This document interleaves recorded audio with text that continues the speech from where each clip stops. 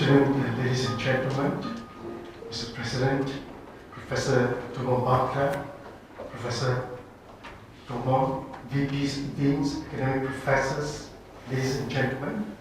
Thank you for this invitation to come to this event to share with you about QS rankings methodology.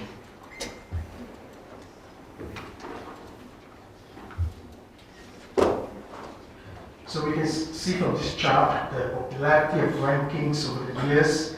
Looking at the number of ranking agencies, you'll know that ranking has become very popular.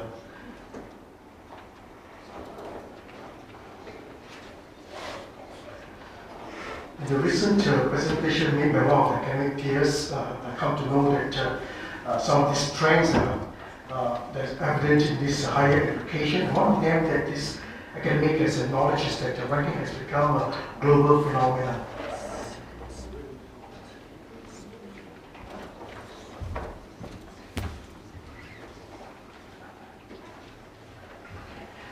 Event of rankings. The event of university rankings, how did it all start?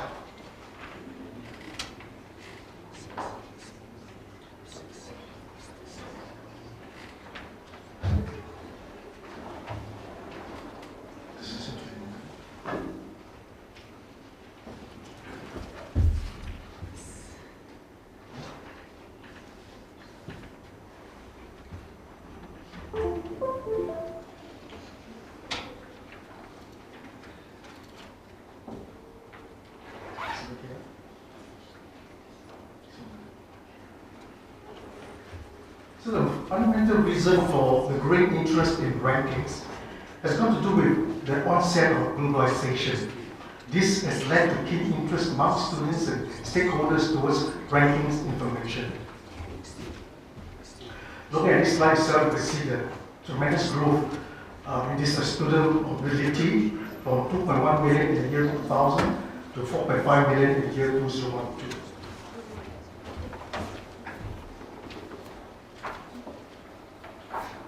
To see rankings in perspective, let's take a look at the red facts following the release of all university rankings in 2017 and 2018. Right, in the very day when we released the results, right, we had a hit rate about more than 500,000 that goes to our website to look at the results. In fact, it only took us about slightly more than two and a half days to achieve 1 million hit rates.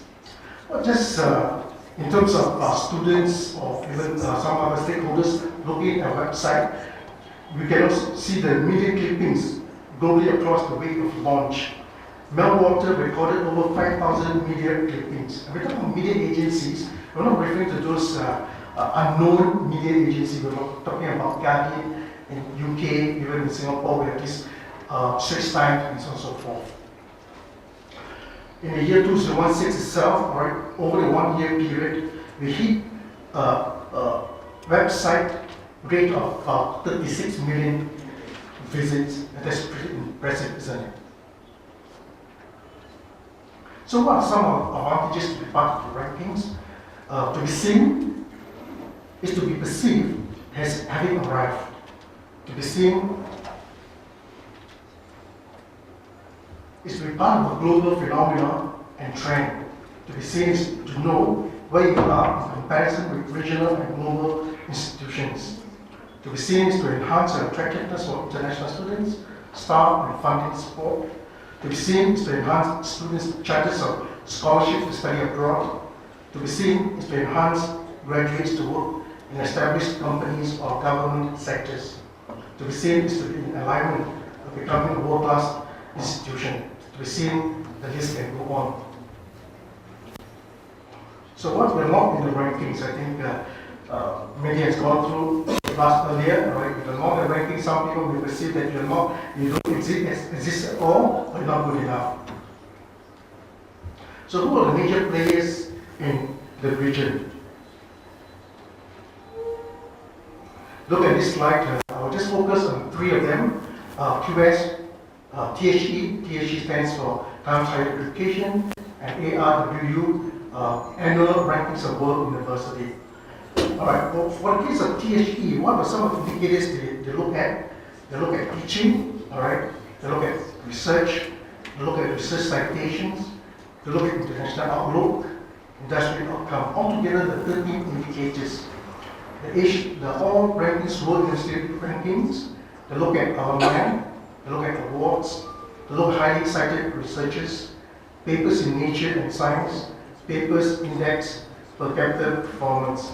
In the case of QS, we look at academic reputation, employer reputation, student-faculty ratio, citations per faculty, international faculty, international student.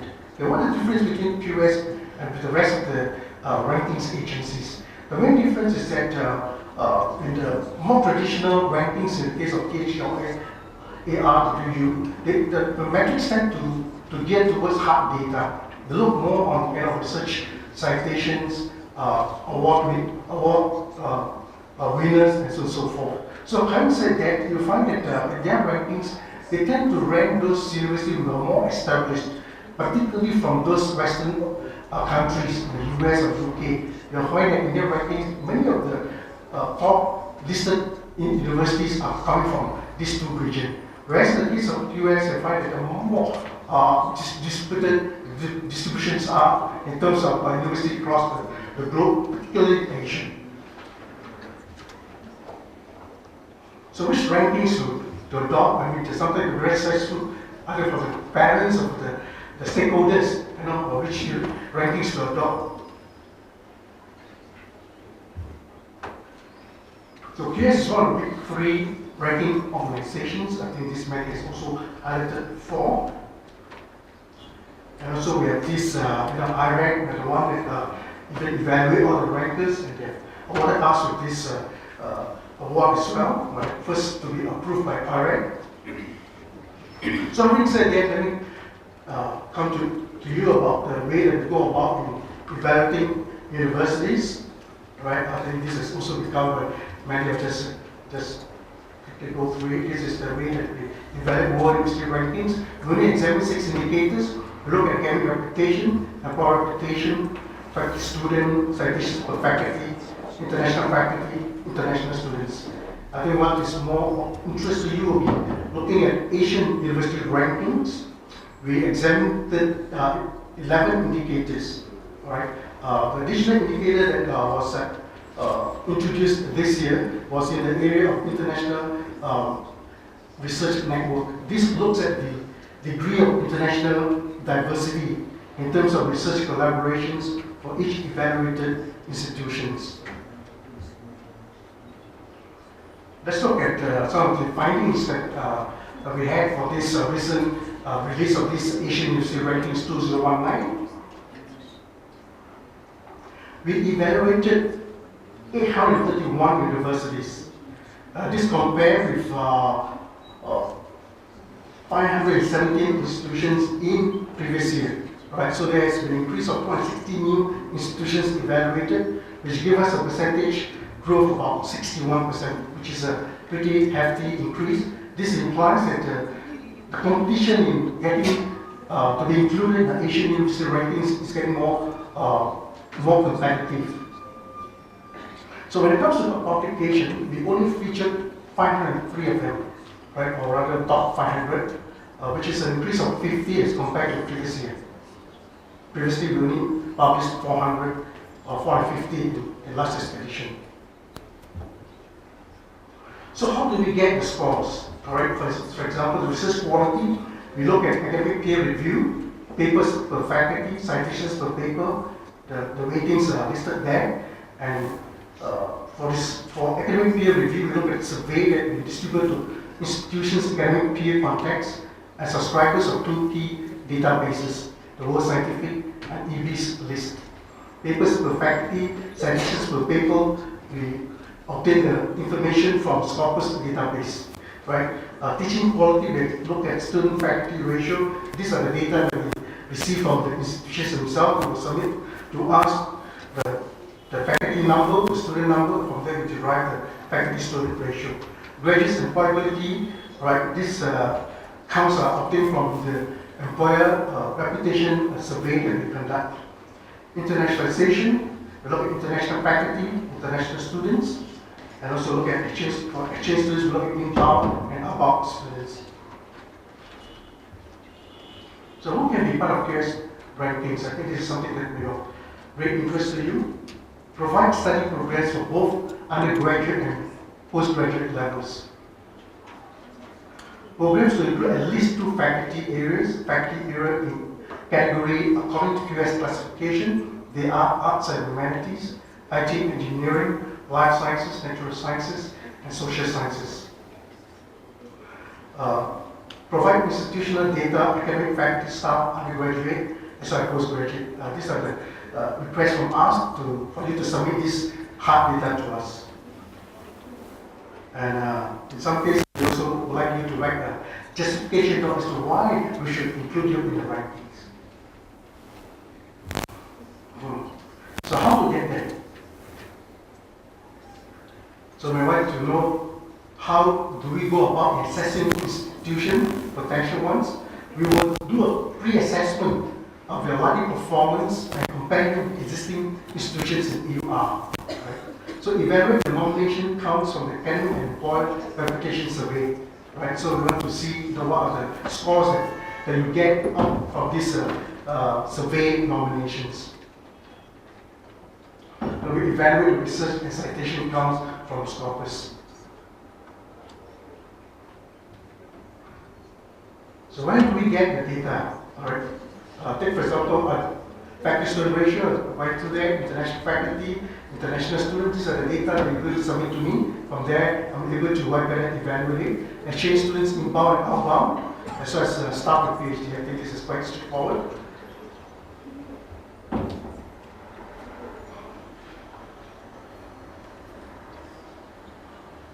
What about these other indicators like the citations per paper, right? Citations from Scopus database, paper as well, right? Like from Scopus as well. This focuses on the performance of the papers. Then citations per faculty, right? Citations obtained from Scopus, faculties are your faculty, academic faculty number.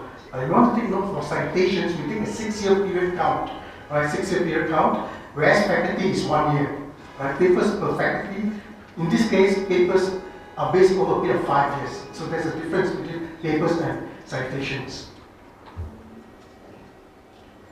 So where do our academic contacts come from? We have a previous year's respondents. So over the years, institutions have submitted the contact list to us. So come December, we'll do a first round of the survey. We'll make use of the contacts that were given to us previously. And also for the current survey exercise, we also invite you to submit the list, as well as we also buy data from some of these databases like EBS, HED, and so on and so forth. So when we receive this survey invite, there will be this online survey will cover 5 sections. Section 1 pertain to personal information. Section 2, knowledge specification. Section 3, top domestic universities. Section 4, top international institutions. So Section 3 and Section 4 is supposed to nominate the institutions. All right, for domestic, you will nominate 10 domestic institutions in Mongolia, which you reckon with strong in the area of research. For Section 4, you're supposed to nominate 30 international ones. Those are outside of Mongolia. Where do employer contacts come from? All right, just like the academic survey, we make use of the previous year respondents. We also have own contacts. For external, we also inviting you to submit the list of these employer contacts to us. Please take note, when it comes to these employer nominations, previously, when international employees were to contribute or to nominate you, they get 70% of the weighting. Domestic ones get 30%. Alright, so since this year onwards, alright, it's 50-50. So when you give me the employer contacts, it doesn't matter whether the domestic or international. In fact, it should be better if you can provide me all the domestic ones because they know you, they are probably employer online, so the chances of them nominating you will be higher.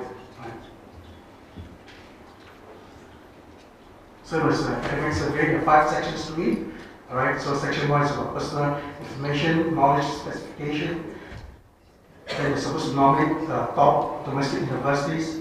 The section 4, you nominate 30 international ones. The section 5 is miscellaneous. This was survey data. Alright, please take note these figures in 2015. This number is obtained over a 5-year period. Alright, and also when the international academic peer were to nominate you, they will take 85% of the weighting. Alright, for domestic ones, some academic peer that comes from Mongolia, if they were to nominate you, they will take 15%. Right, so you may want to consider the proportion of contacts to provide me. International ones carry a heavier weight.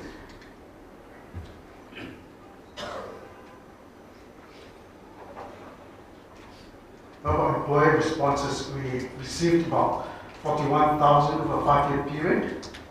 So as mentioned earlier, it's 50-50, so it doesn't matter whether the international ones or domestic ones, the nomination will carry the same weight. This is the latest figure. What about the research paper as well as citation counts? Where do we obtain these counts from? So it doesn't mean that every paper that is indexed as corpus will be counted. Look at the column under in, right? These are the content that we consider and we include them, which are article, review, conference paper, book chapter, article in press, business article. Those that we do not count them are abstract report, conference review, editorial, directory, a letter, note, press release, short survey. So what's the documents to submit for rankings evaluation? Institution supply list, right? I've mentioned quite a few times already. So I'm going to invite you to submit the list of academic peers. Then employer contact list as well. Then when it comes to hard data, we'll be looking at faculty staff, international faculty staff, undergraduate students, international undergraduate students, postgraduate students, and international postgraduate students. And for Asian University rankings, we'll also be inviting you to provide us inbound and outbound exchange students. Okay, for academic peer list, these are the pointers you want to consider. So nominate academia from domestic or regional or worldwide to participate in the US global surveys. Experienced academia who are knowledgeable and able to offer opinion.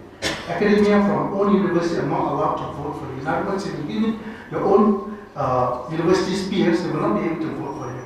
Right?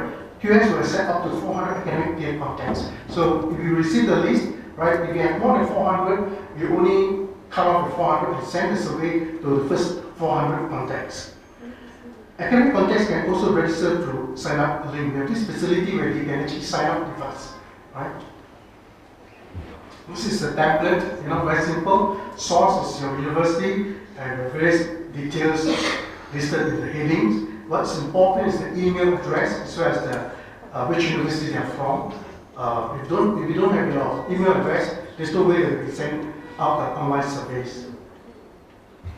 How about employer contact? Okay, nominate employers who have employed the graduates. Can be local or international. It could be private or public as well. Contacts will be employers, MDs, HR directors, head of departments, and so on. If you have to accept up to 400 employer contacts, employer recruiter contacts can also register through a sign-up links. This is the template, very simple. So the critical data that we use for evaluation, which I went through earlier, right? So how to submit data to QS Hub portal? I'll go very quickly because this is more relevant for those who are directly involved in submitting the data. We'll give you a login ID for you to access our Hub portal. And once you access to it, you come to this screen, all right? My profile, and just click to the institution, and then bring you to this page, all right? Then you go to this data submission. Then you're supposed to work and submit all the data accordingly. Full-time, part-time, head count, and so on and so forth. Please take note that when it comes to evaluation of the data, we only make use of full-time equivalent. So how do we derive full-time equivalent? full-time plus part-time will give you 8 count. However, for full-time equivalent, it will be full-time plus 1/3 part-time. That will give us full-time equivalent numbers. Okay, some of you may not qualify to be evaluated on overall rankings by virtue of the fact that you do not have more than one faculty areas. So I'll cover both university rankings by subject. So the need for subject rankings came about when we realized that prospective students generally know what they want to study before wanting to know where to study. So hence students are finding subject rankings to be useful when considering studying abroad. So how do we go about evaluating subject rankings? They're slightly different from the way that we evaluate overall rankings. In fact, over here we are looking at only 4 criteria, 4 indicators: academic reputation, citations per paper, employer reputation, and H index. For academic reputation and employer reputation, these are information or data that we obtain from our surveys. Citations, H index are obtained from Scopus. In other words, we do not require any data submission from your side. At the same time, also, we want to take note subject rankings is evaluated across globally. It's not Asian level or any regional level, right? It's a global level, so it's very competitive. So, for example, medicine, right? We're comparing you, we're benchmarking you against those top universities in the world, right? Harvard, MIT, Cambridge, Oxford, maybe even NUS or NTU.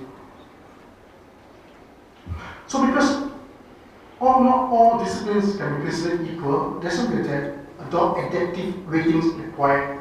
Publications and citations rates are far higher in life sciences and natural sciences and social sciences or arts and humanities. I think you know for a fact that for medicine and life sciences they produce a lot of papers and citations, but not arts and humanities. All right. So because of that, we have to vary our ratings, all right, for each of these 4 indicators. Popularity of particular disciplines amongst employers varies greatly. Right? For example, placing the same emphasis on employer opinion in economics and philosophy, therefore makes little sense. Obviously, you don't have that many employers or philosophy students or graduates. So the conclusion is that we need to adapt our rating for different subjects. And that's where when you go to our website, all right, you're able to see these 48 subjects, and each vertical bar represents one subject. You notice that the variation in terms of the shaded area, in fact, there are 4 shaded areas, some of them only 2, right? So that will tell us about the variation in the rating, right? We can actually go to this website, very useful website, so we can see all these different ratings as well as how we go about defining these sub-disciplines. For example, accounting and finance. What are the subjects that we look at when we go to Scopus database to retrieve the research paper and the citation scores? All right, we look at 1402, which is accounting. We look at 2003, which is finance. So every subject will have a different sub-discipline. So you go to this website, you're able to see, for example, medicine. Okay. So how do we sort of define the sub-disciplines? There are many of them. So you go to medicine, go to this site, you're able to see it. So what are the prerequisites for subject rankings? They exceed the minimum required score for the academic and or employer reputation indicators. So in other words, if I'm not wrong, we look at least 20 nominations, either for academic or employer or both. Alright. So not that difficult, 20 nominations. Exceed the 5-year threshold for number of papers published in a given discipline. So that's what I'll show you this slide, So every subject there will be a threshold in terms of the number of papers published over the 5-year period, right, for a given discipline. And you got to offer undergraduate or taught postgraduate programs at a given discipline. So that's the conclusion, but I think what we would like to know also, maybe are there some helpful tips I can give with you? First of all, You need to understand our ranking methodology, all right? Maybe you want to set up a team, you want to study about our ranking methodology, what the criteria we're looking at, and also ensure QS is the relevant context of your university for data submission. So we need what we call a primary research contact from your universities, right? You give it to me, I will liaise with the person, what things they need to be done, and so on and so forth, right? Then provide QS statistical data each year to ensure accuracy. Because sometimes if you don't get to receive your data, we also go to your website to obtain the data, but oftentimes you find that this data on the website will not be up to date, right? So it's important that every year when we send you a notification, you also submit the data to us. Also participate in the submission of academic and employer list. Right? Some of you probably thought that you will not be included in this or run next year's ranking. Doesn't matter. You can send it to us too. All right, we'll send a survey to them. Even though your score may not be good enough for you to be featured in the rankings, but you still need to send it to us because remember, when it comes to counting the academic and employer numbers, we look over a period of 5 years. Right, so eventually, come second year, third year, you're able to accumulate the scores that you have obtained in first and second year. So even this year, I'm going to send the notification for you to submit the list, and we're going to send the survey to them. So go ahead, even though you're not part of the rankings, it doesn't matter, right? Just go ahead, and when it comes time when you to be included, you'll also be looking at all the past survey scores that you receive. So be a rankings group to discuss the topic at institutional level. It's good to have good so far knowing where you are, but you need to also study what are the things that you need to work on to improve. Alright. Contact list, academic contact, okay, remember maximum is 400. So make use of that. Right? These are your contacts, these are people who have worked with you, who have done collaboration with you, so they know you better. So when the participants survey, the chances of them voting for you are better. As compared to those contacts that we buy from databases. They wouldn't know you, right? Or chances of them knowing you are slimmer. So it's better that you submit to me the list as many as possible. Remember, we kept it at 400. Alright, so we want to calculate the proportion of the international and domestic. International one takes 85% weighting, domestic 15%. What are the chances of international ones voting for you? Alright, so you have to consider that as well. So response, quality academic peers have more collaboration, so that implies that you need to go out and do network and have more collaboration with our partner universities. So understanding definition, all right. Employee context, 400 contacts. Remember, more focus on domestic contacts than regional ones because the domestic ones are the ones who know you and are likely to vote for you. Right? Response, how quality of employees, livelihood of response. So those people that alumni are working with, or even for you, you may have worked at those career talk and so on and so forth. These are employees who likely to know what is going on in university. So so provide those names to us so that they can respond. Right? How to ensure these employees respond? So this is one of the challenges. Right? You may give me the names, but are they going to respond to the survey? So how to ensure that they respond to the survey is something that we want to think about. Destination of employees is important. And those who are holding responsible positions, and filter those who are not holding responsible positions. If you give me contacts like clerk and so on and so forth, they'll probably won't send any survey, right?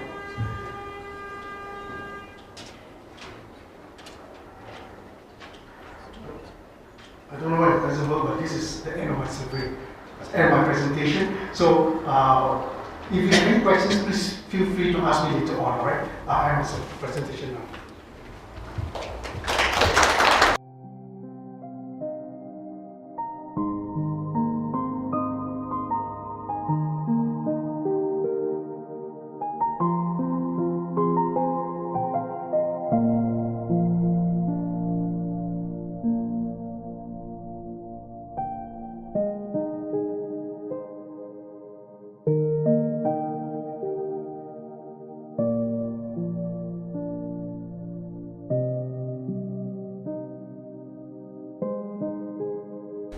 Hello everyone, my name is Jenny Helen Hedberg. I'm very happy to be for the first time in my life in Mongolia. I thank you very much for the kind invitation for me to join you here. I'm from Sweden, so the climate feels very familiar Very happy to see the blue sky, the sun, and feel the cold climate again. So thank you very much for that. But I live since a couple of years in Singapore, and I'm going to give you a little presentation on the university I work for now, which is the Nanyang Technological University. And I thought we would start with showing the corporate video. So that will also be serve as an example on how we do the branding of NTU. Please. Yeah.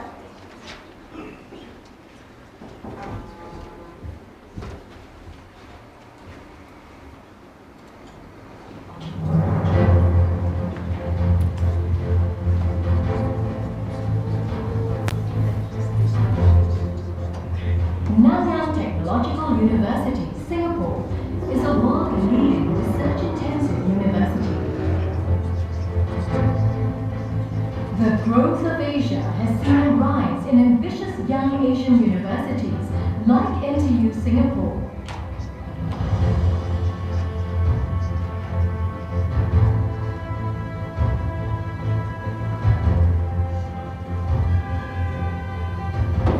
As part of its Smart Campus vision, NTU is embracing technologies for better living.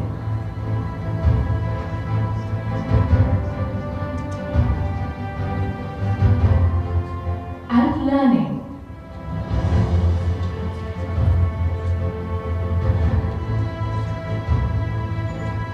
The cosmopolitan community is made up of 40,000 students, staff and faculty, and an alumni family of more than 220,000 in 150 countries.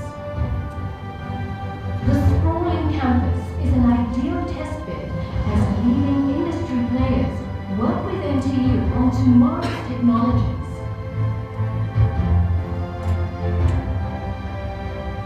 It has an ecosystem to support entrepreneurship and the translation of research into practical applications. NTU is globally recognized for its excellence in research and education in engineering, science, business, humanities, arts and social sciences, and education. Its joint medical school with Imperial College London has an innovative curriculum that draws on the strengths of both universities.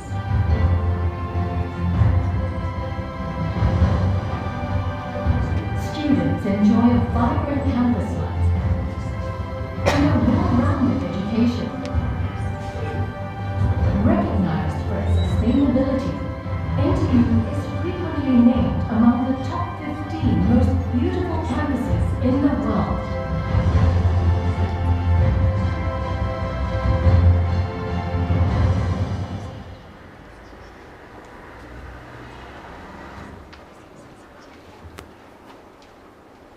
Okay. So that was the corporate video. And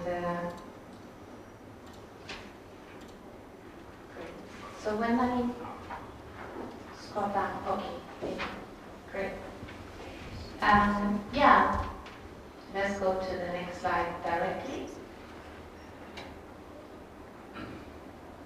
So this is the vision of NTU, to be a great global university founded on science and technology, nurturing leaders through research and a broad education in diverse disciplines. We have a very short history. NTU was founded in 1991, so it's now 27 years old. And it started as an engineering school. So the background is engineering, and still half of what we do is engineering in terms of research funding and in terms of student population. Half of our students are still enrolled in engineering. But during the period 2001 to 2006, the university changed a lot together with the landscape of other universities in Singapore. Because in 2006, the government of Singapore decided that the universities would receive autonomy from the government. That was a very important thing for the universities. We are now 6 universities in Singapore, and they all received autonomy from the government in 2006. That was also the year when the National Research Foundation was founded in Singapore, and it was endowed by a big, substantial amount of money from the government.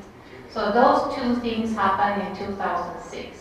Another thing that happened was that, except for the heavy investment in research, there was also a change in staff at NTU. So a decision was made that for researchers who did not publish more than a certain amount of publications per year, they could not stay in research positions at NTU. So we changed the whole system to a tenure system, like in the US, and it became very, very competitive to get a tenure position at NTU. And half of the academic staff had to leave NTU. They were not made redundant, but they got other jobs in polytechnics and schools, other universities in Singapore. But actually half the academic staff was replaced. This is of course something very unique that in most countries you cannot do because you have certain regulations, but in Singapore this was possible. So NTU freed a large amount of money to recruit other top academic talents from all over the world. And in 2010, we established a medical school together with Imperial College in London. So this medical school is a joint project, but actually it's Singapore who pays for the medical school. So Imperial only pays with the know-how.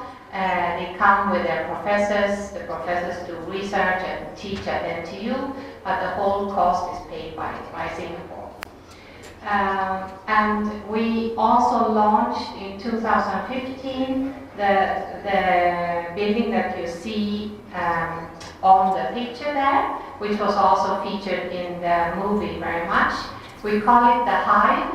It's a learning center for all our students. So all professors can book classrooms in the Hive. This was also a strategic effort to launch a big revamp of all the education at NTU. So education was also changed at that time, and we have now moved to what we call technically enhanced learning. So it's problem-based learning, but with an additional technical component. And it means that the students study at home on their iPad or computer. They come to the class the day after, they take a test, and they prove that they have enough knowledge to participate in a discussion on the topic. So this we have now introduced in the whole university. So during these few years, the research as well as the education was greatly improved at NTU.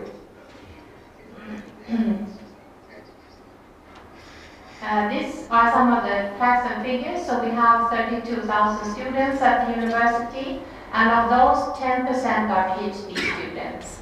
So this is also very important to know. We want to be a research university, and we also do it. We are not just saying that we are a research university, but we invest heavily, and of course via the government, but also via industry. I will come back to that later, but we get a lot of joint cooperation initiatives from companies all over the world. So we have 10% PhD students out of those 32,000. And our student body is international, but not very international, because in Singapore all the universities have to keep to a certain limit, which is 12% of the undergraduate students. Those can be international. but the rest have to be saved for Singaporean students. So only 12% on the undergraduate level is international students. On masters and PhD, we are free to take in as many international students as we want, if they get the student visa and all that, of course. We have a very international faculty, so the academic staff of the university is very international. 70% are from outside of Singapore. Singapore has a tradition of people taking a bachelor degree and then entering the workforce. So if they do a master, it's mostly the case that they come back and do a master in the evenings, and the company or the organization they work for pays for this master. And very few Singaporeans do a PhD. I think this has something to do with the job market being very good in Singapore, so everybody can get a job after their first degree. And there's no need to go back to the university. But we, as a university, together with the other universities, are pushing for people to advance and to also get a master and a PhD degree. This is the academic structure of NTU. So as I said, we have a College of Engineering. This is where we are the highest rank, and this is how the university also started.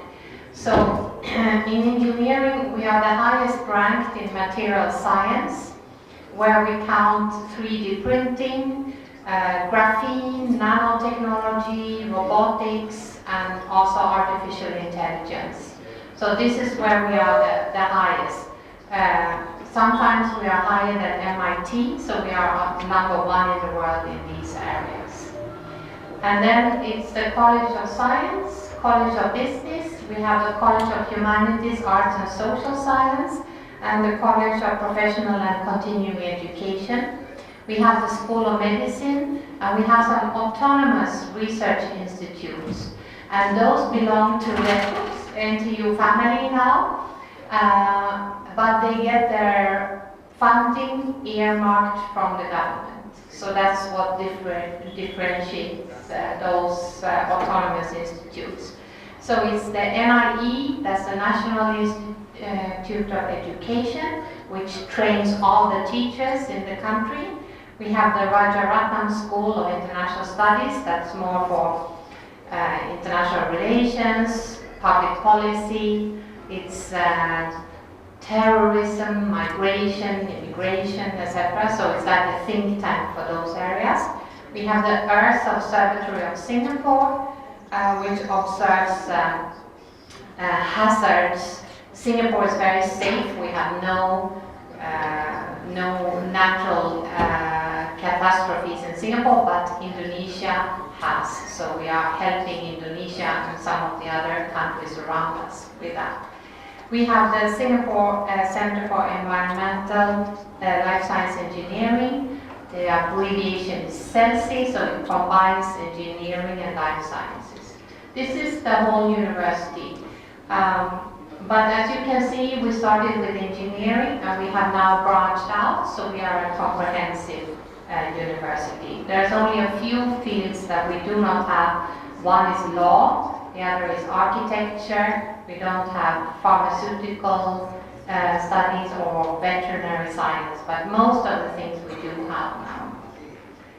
This is how we are in the rankings at the moment.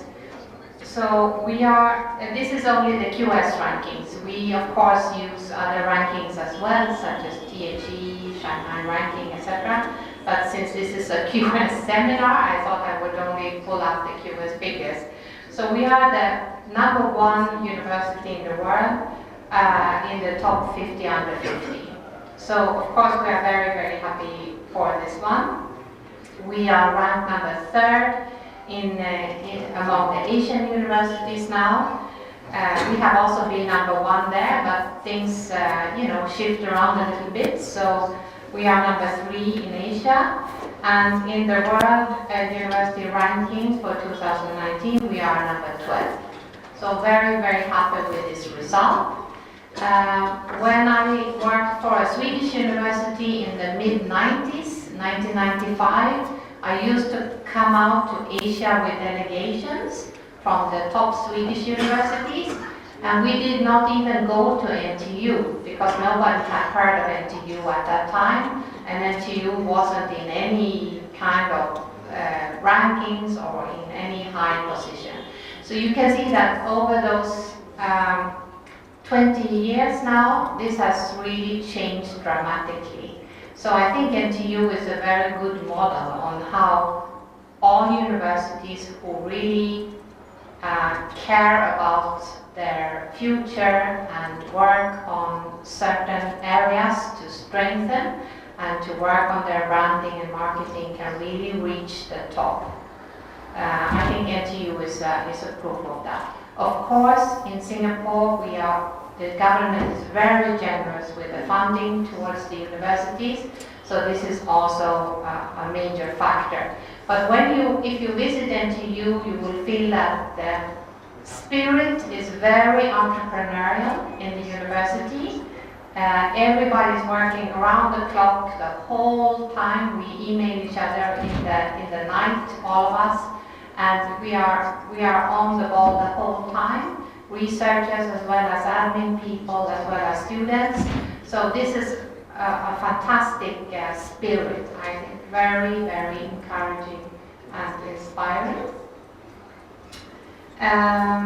So I think I've said what I want to say about this. I will come back to the rankings and the branding a little bit later. The campus is for us, as you saw in the film that I showed you, the campus is very important for the university.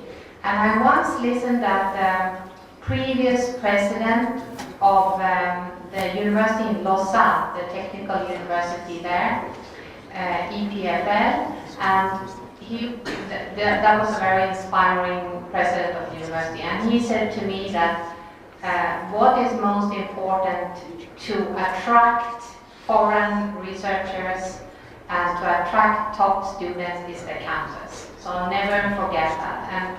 And we are working very hard with our campus at NTU. We have a 200-hectare green tropical campus that is a private donation from the 1950s to Singapore. And we are making use of it as good as we can. We want to save it, so we want to save the green part of the campus. So 50% of the surface is green and will stay green as well. We are turning it into an eco-campus and a smart campus. So we are working a lot with making this sustainable, and the goal is now just set by our president that in 2030 we will be self-sufficient and there will be no emissions from the university, but everything will turn around.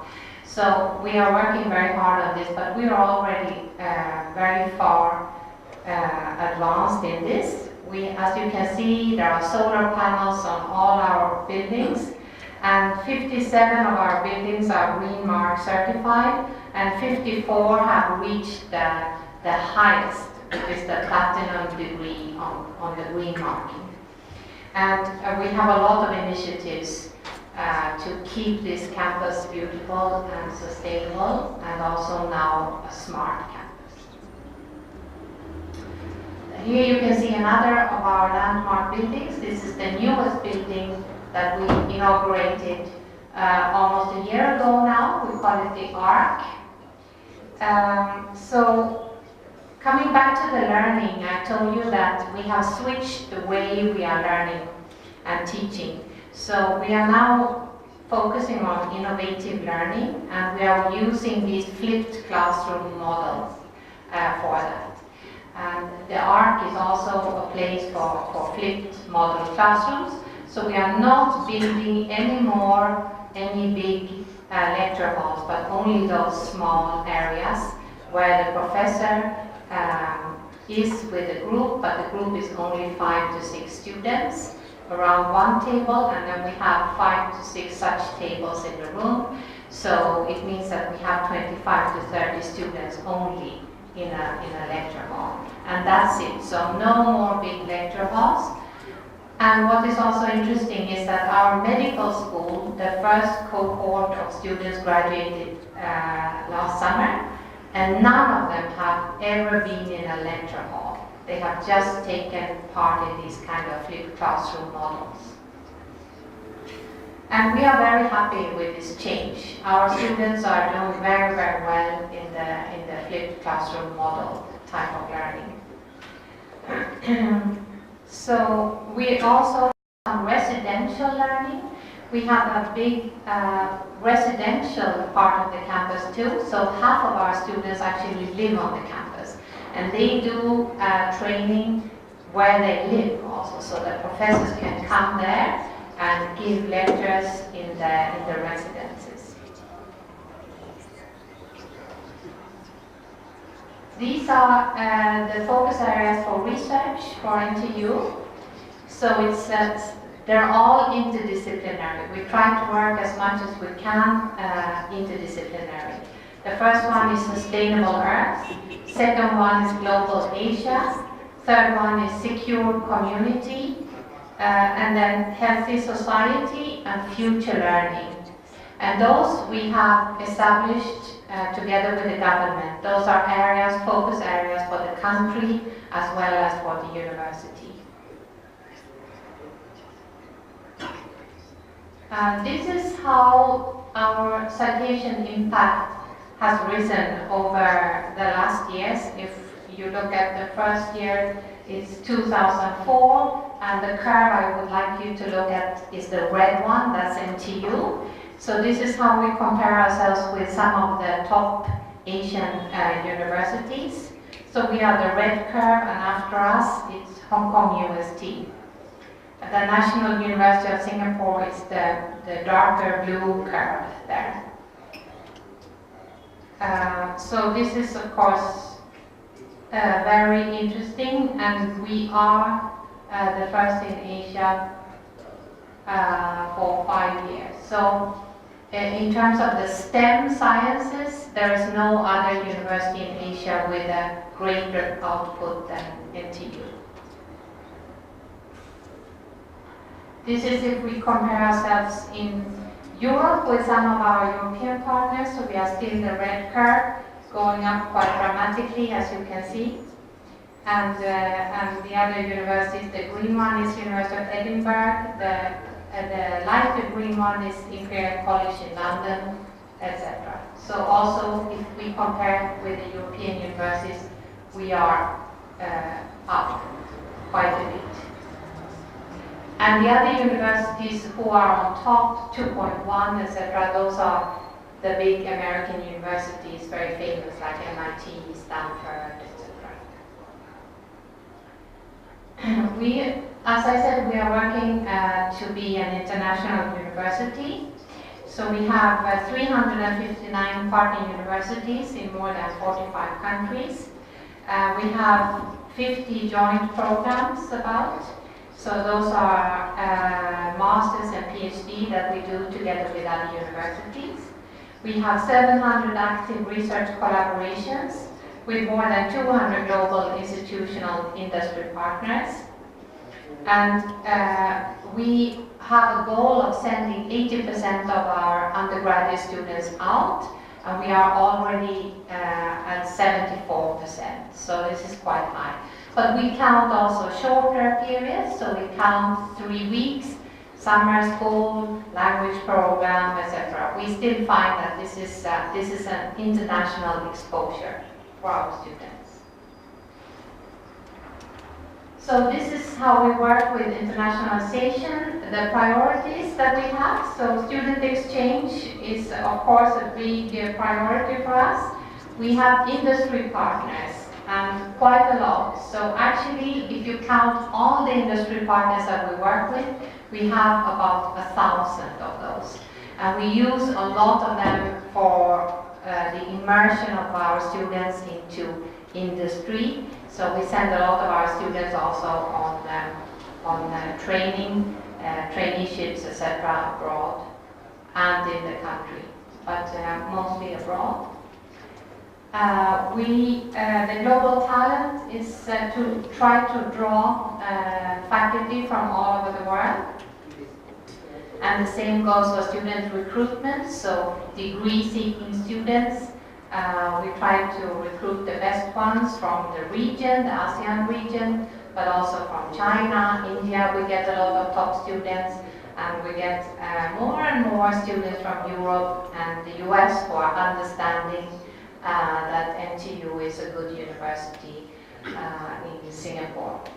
We have a global curriculum. We try to integrate pedagogic approaches that facilitate cross-cultural learning. We make full use of our alumni.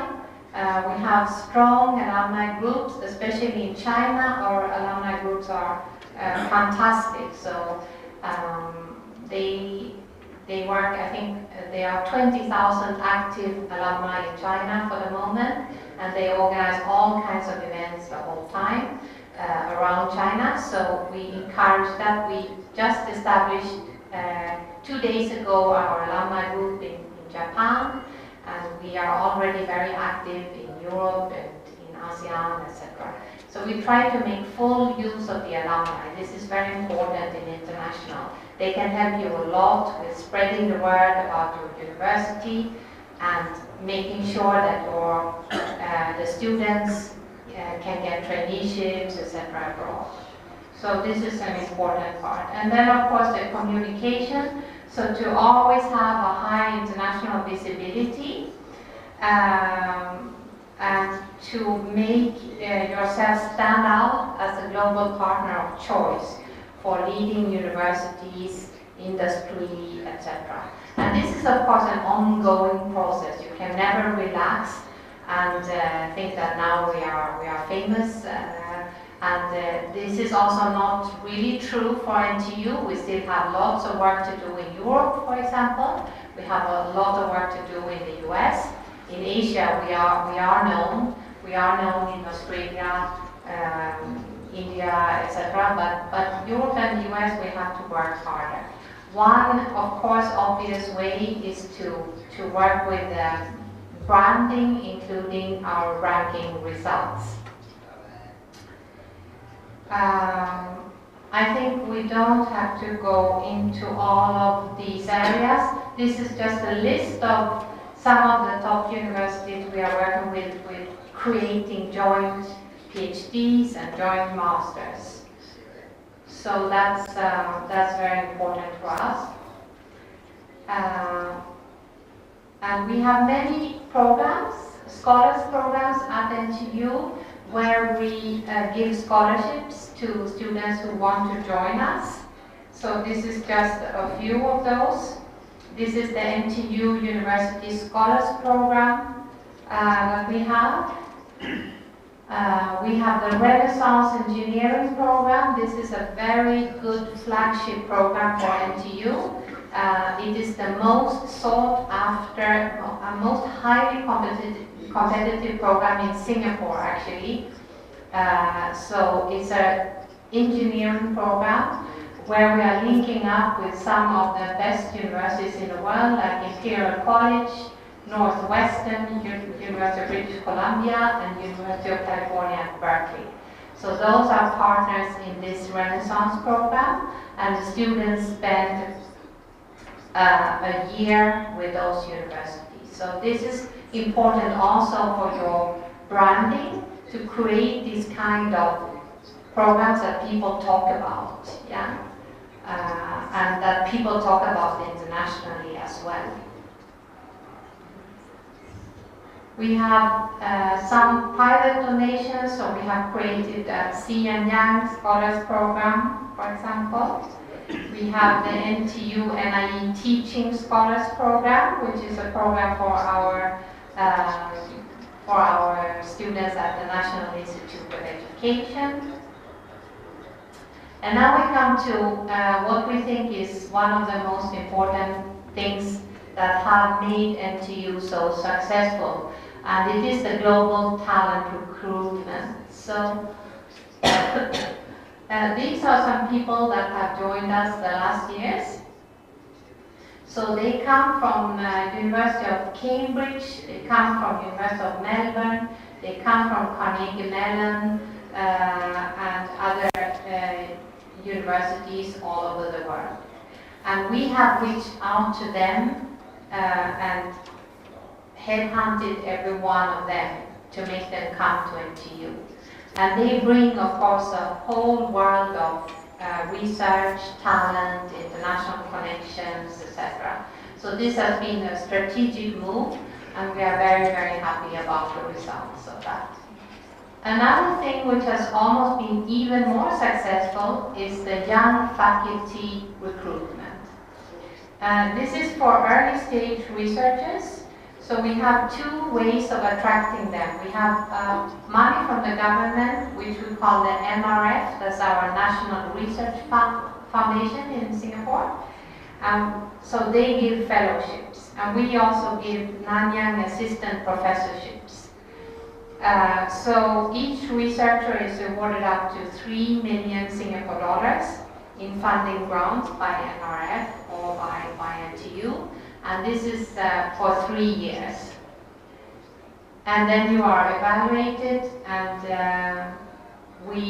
they are very successful, most of these people, so we really want them to stay. This has been a very, very good program for NTU because they make up 6% of the academic staff of the university, but their contribution is 36% of all publications and citations. So this is a remarkable increase for us in terms of publications. This is some of the universities we have recruited talent from in the last years. This is to show you how our publications in journals have been going up since 2011.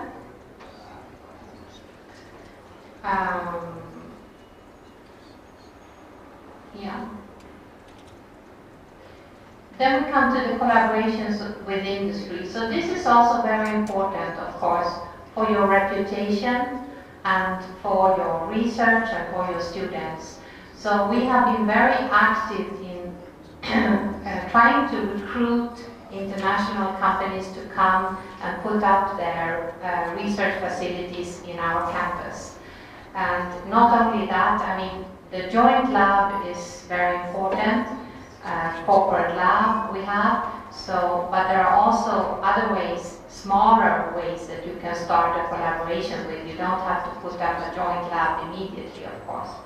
But we have 10 different ways in which we are working with companies to attract them to start working with NTU.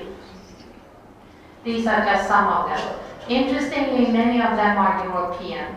So Singapore is quite close to Europe in many ways, not only geographically closer than to the US, but also culturally, etc. So many of the companies who come to us are European because they already have a lot of business going on in Singapore. But some of them now are also from China. So China is coming in quite heavily and they want to work with us. Alibaba, for example, we have signed a huge contract with Alibaba very recently. The biggest one outside of China for Alibaba is with NTU in Singapore.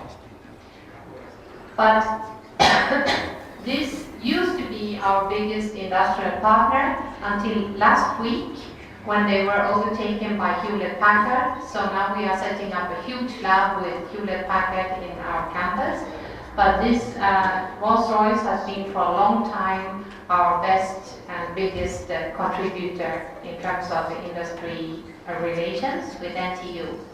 So they have 3 corporate labs at NTU and are doing very interesting research in electric engines for airplanes. That's the main thing that they are doing in our campus. So they fund 40 to 50 PhD students at our campus.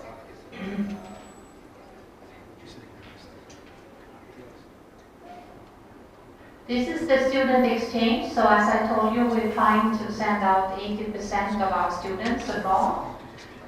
This is of course also very important in terms of international branding, that you send good ambassadors out and that you receive top students from your partners to come to your university.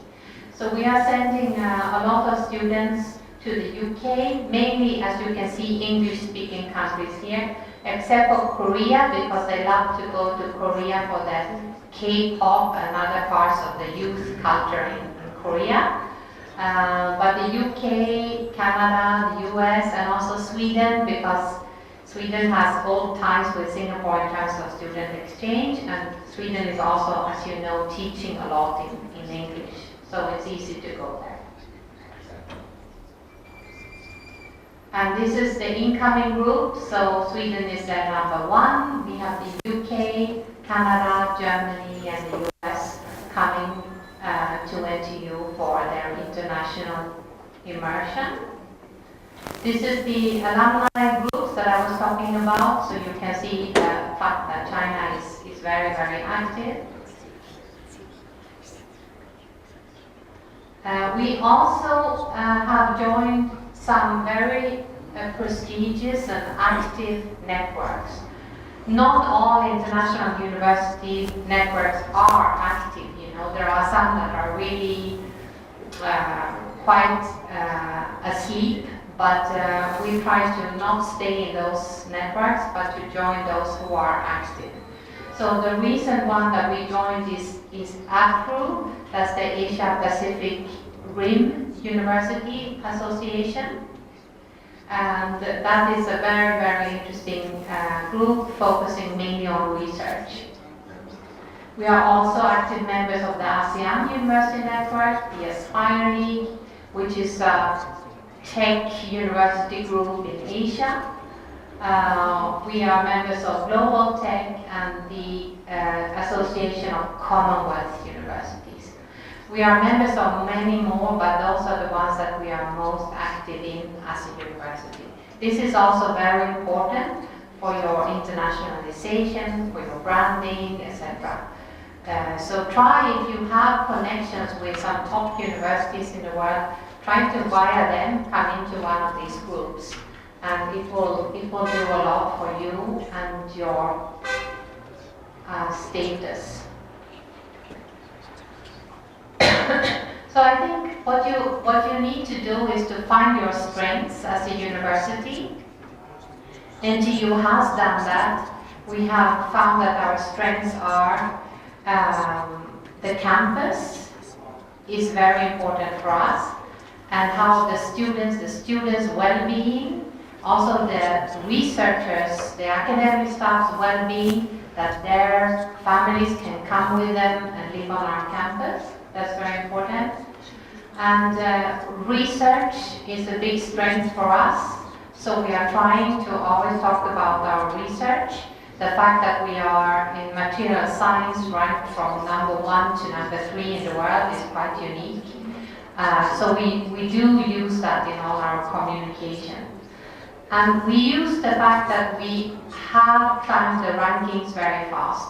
So we use the ranking part in all our communication, and we think that is very important for us. We do work with branding, also with QS, and I would say that without the QS branding, NTU would not be where we are today. This has been very, very important for us, because we can be as high as we like, but if we don't carry the message out through different media, such as the QS, we wouldn't be known. And you have to work very hard to become known if you're not a very old and prestigious university from the start. You really have to do an effort. And I think that NTU has done that. And together with QS, this has created a momentum, which for us is very important to keep up. So I think that is what you have to do in terms of branding. You have to find where you are strong, and you have to find the organizations that can carry the message out for you. I think that's all I wanted to say. I close with another full building of our campus. This is our sports hall, which we call the Wave. It's the biggest wooden building in Southeast Asia. And we love it, and we are going to build a new wooden building, which will be the business school of NTU, which will be even larger than this one. So with this, I would like to draw to a close, and I thank you very much, and please welcome to visit the campus and us at NTU. Thank you very much.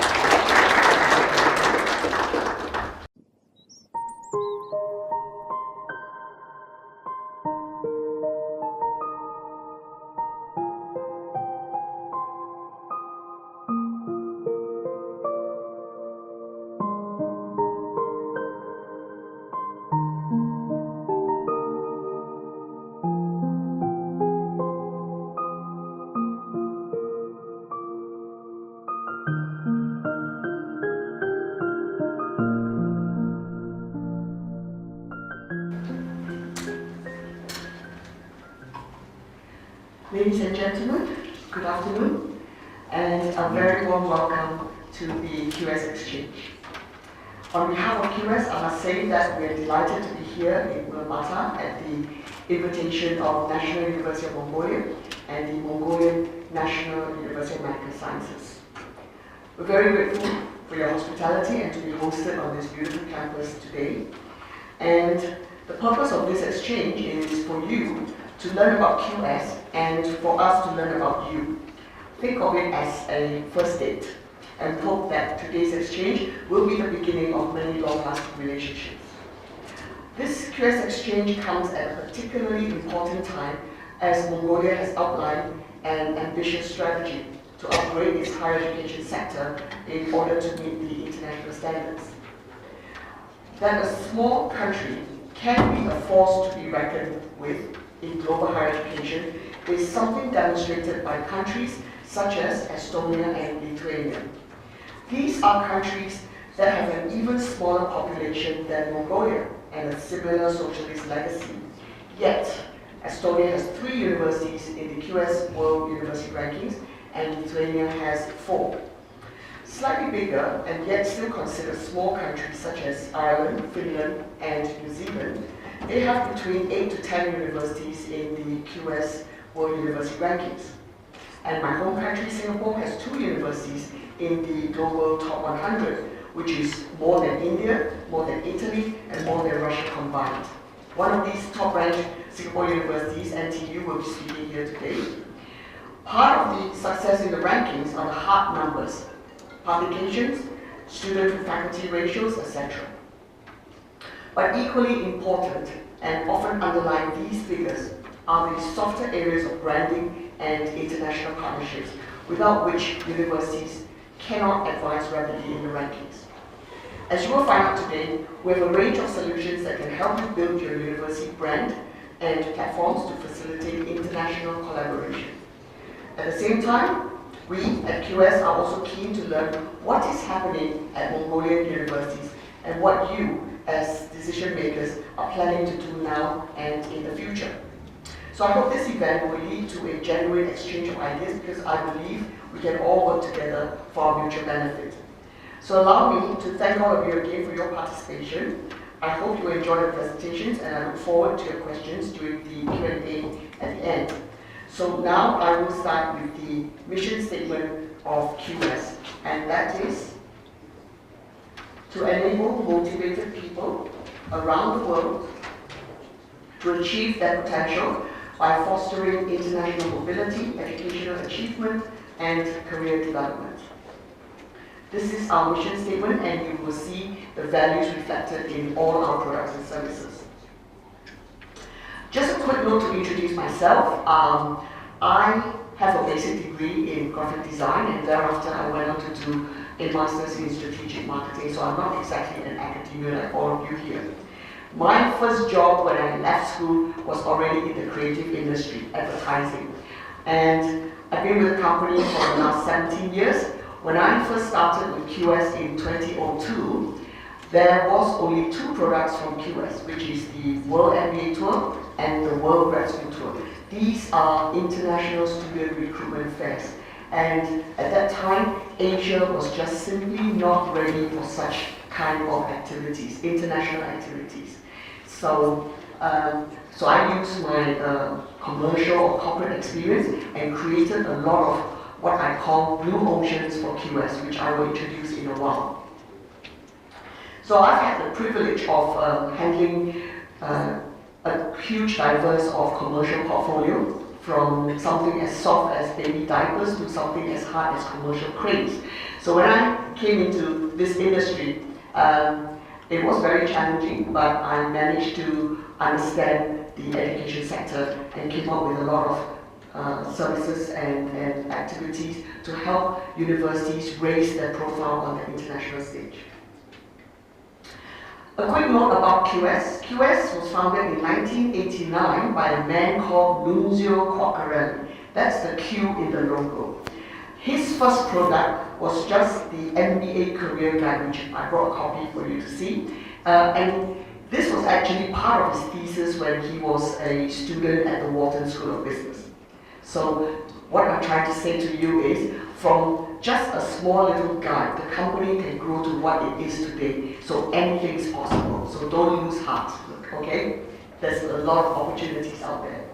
In 1995, he partnered with a man called Matt Simmons, and that's where the S comes from. Actually QS is the name of the two founders. Although Matt Simmons had already left the company, we have kept the name.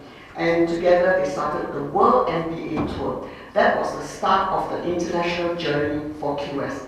And that's how we got worldwide recognition for the sorry, not the rankings yet, for just the tours. The rankings came later, and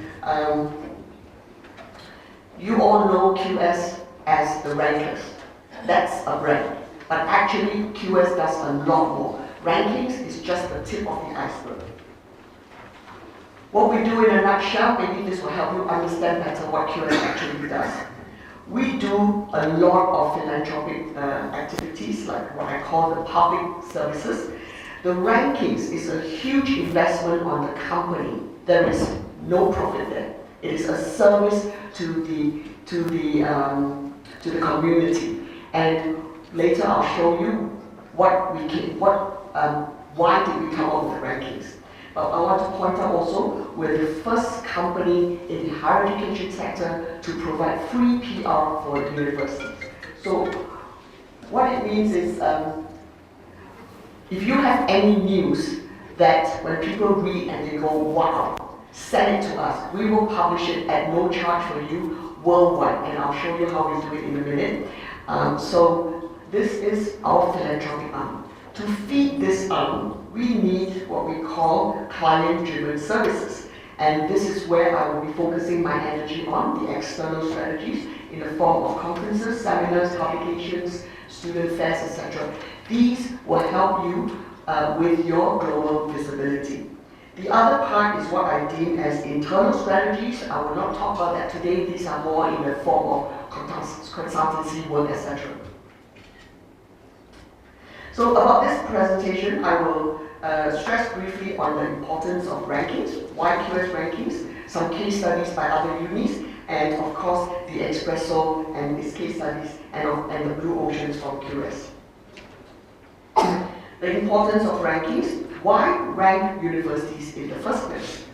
Apart from higher education becoming more global, and knowledge is a key driver of international competitiveness and also an increasing desire for comparative information, there is one short answer, and that is demand, demand, demand. There is a huge demand for university rankings.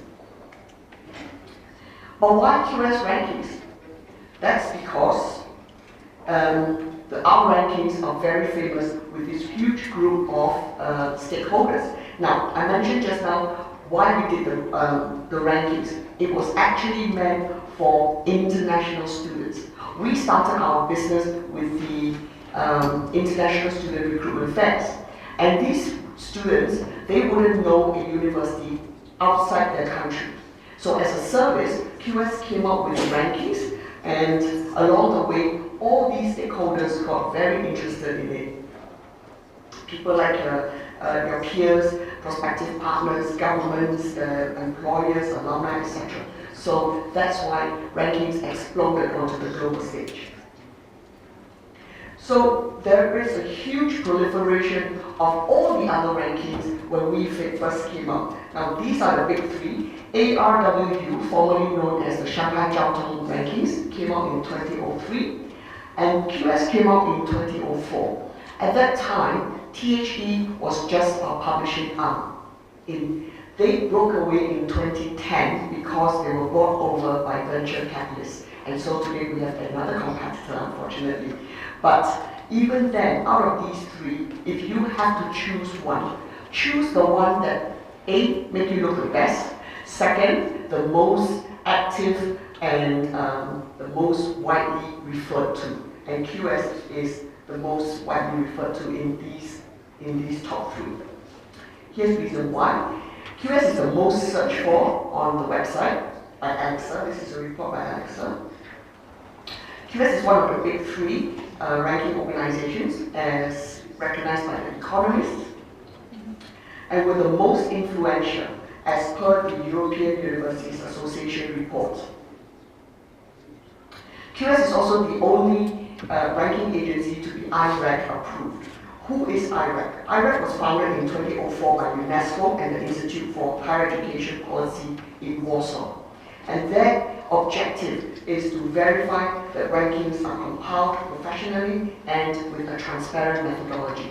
And currently, up to today, we're the only one that's recognized by them. So along the way, IRAC did a lot of surveys, etc. And one of the common finding that they found is that the current rankings disease seems to have created a need to be ranked, because if you're not in the tables, you don't exist, or you're not good enough. So hence, everyone's very interested in getting onto the rankings. Because if you're out of sight, you're out of mind. The government also uses the rankings for their policies, their immigration, employment, etc. And this is our approach to a world-class university. We look at your research, we look at teaching, employability, and currently QS is the only ranking agency with employability as their indicators. Nobody else have this as their indicator, so this is pretty exclusive to QS. And of course, internationalization. This is our approach to what we call a world-class university. So I'll talk briefly on just the methodology. I want to highlight the importance of branding. My colleague later will go into more details on the methodology. So this is the world rankings.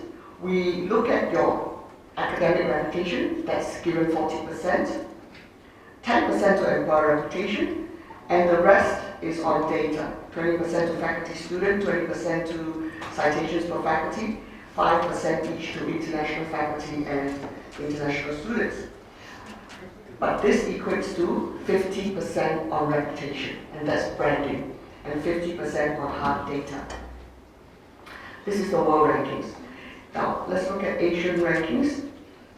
Slightly smaller in percentage, 30% to academic reputation, but 20% to employer reputation, and the rest on hard data, 10% on faculty student, 10% on international research network. This is something new this year. Citations per paper, 10%, and the rest, smaller amount. But again, one thing stands out here is 50% on reputation, even in the Asian rankings, and 50% on hard data.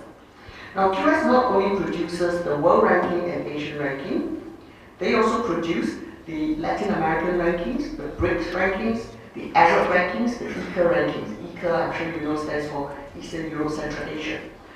All of them differs in percentage in the indicators, but one thing stands out, and that's 50% on reputation. That's across the board for all our rankings.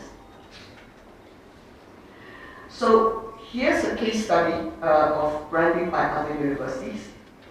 But first ask yourself, what is important for your university to succeed in the next decade.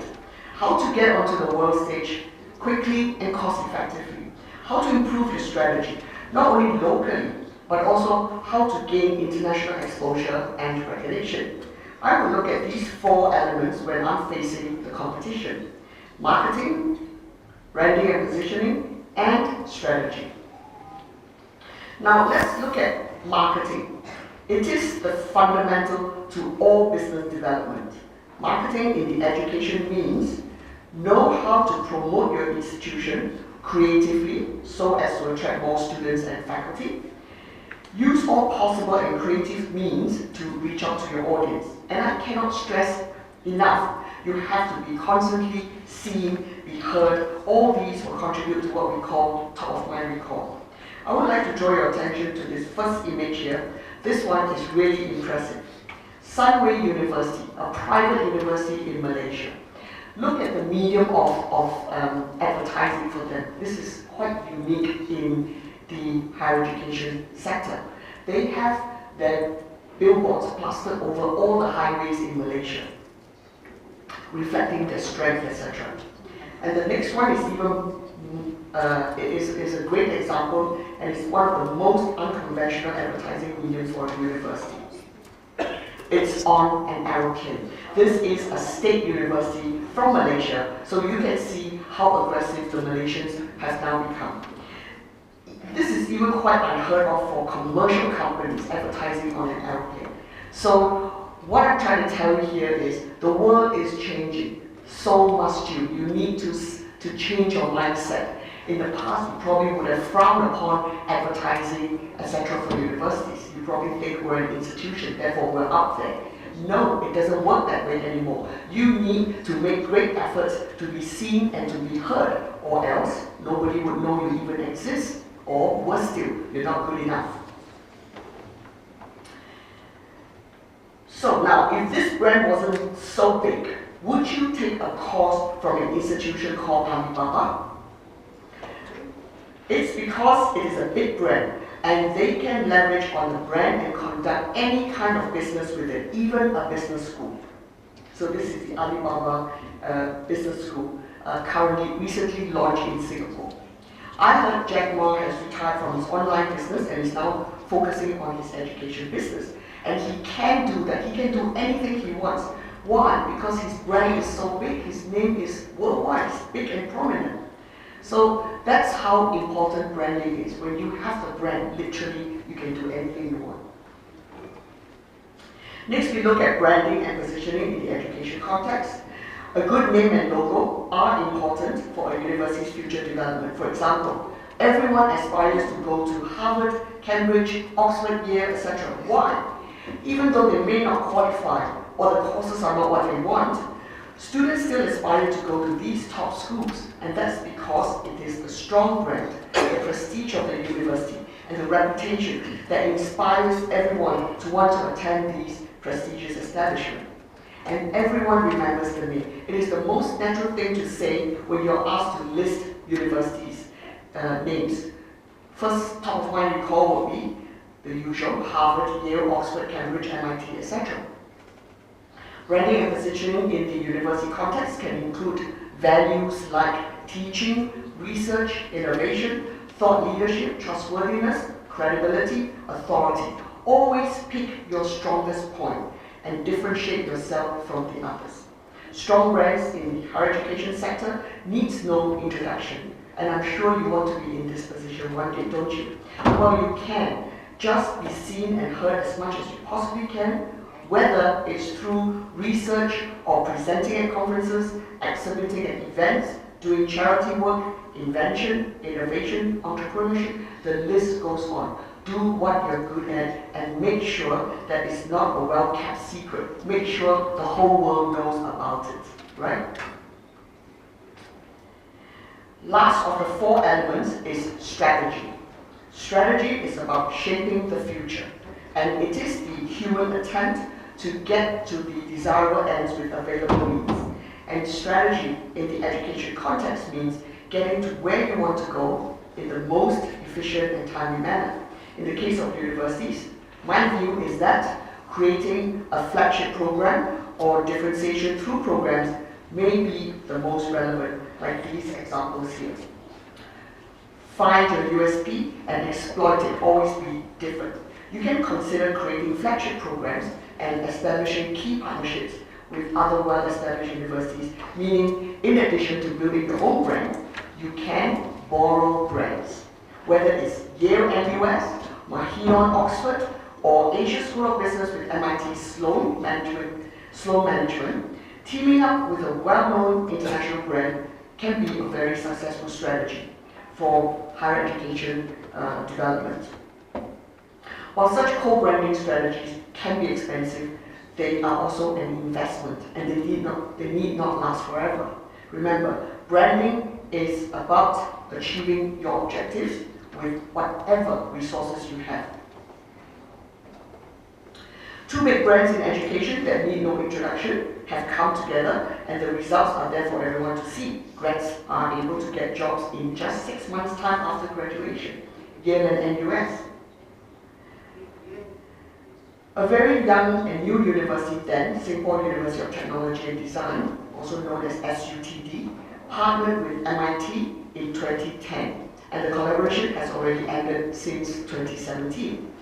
This co-branding brought SUTD lots of advantages and is still a draw even after the MIT partnership has ended. So you see the power of riding on a giant brand, and I'm sure you want to be in that position one day. Another good example is the Hong Kong UST EMBA program. They're very clever. Technically, they have fulfilled all 4 concepts of marketing in a nutshell. They have positioned themselves with a market leader through a joint product development and co-branding partnership with Kellogg's. Great strategy to achieve international recognition.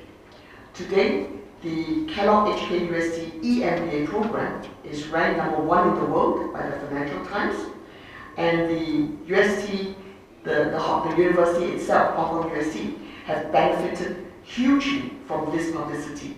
They were ranked #1 in 2013 in the Asian ranking, overtaking their arch rival, the Hong Kong University.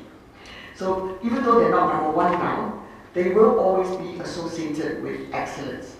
In addition, the Kellogg HKUST EMBA program is actually even more famous than the Kellogg program in the United States. That's how powerful the Hong Kong side have taken the brand to. Going the same way is SKKU with MIT Sloan for the EMBA program.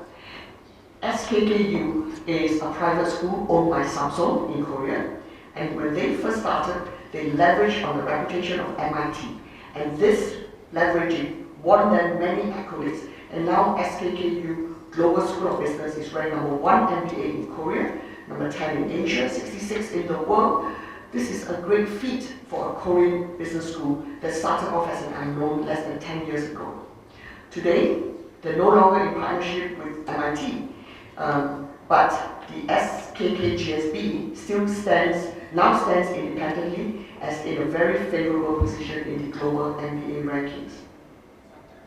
Here's another example. Amity University, a private Indian university, has been branding aggressively and has within a short span of time initiated its global footings by having campuses in Singapore and London. The example here shows how they are marketing the new global MBA program and the collaboration with the University of London. This advertisement appears in the Singapore Straits Times every Monday without fail, either on the right-hand side of the second page or the left-hand side of the third page. Both of these are prime pages. After it's been consistently seen in prime positions, it became synonymous with credibility, and they have gained top-of-mind recall in Singapore and London. So this is, again, another strategy that you can consider. Here's another great strategy, not that I'm going to ask you to do it because it's really a lot of work. Lim Kok Wing University is a private university in Malaysia. They have huge campuses all over Africa, and because they are a private entity, they are often frowned upon by their peers in Malaysia, the public and the private universities. But surprisingly, their reputation scored higher than many universities in Malaysia. Look at all this mass of people. Obviously, their reputation is very huge in Africa, right? Now, look at how the world is changing. The once sacred hijab has gone commercial. Nike realized the huge potentials in the Muslim market and they're putting their logos on the hijab, something that is unheard of in the past.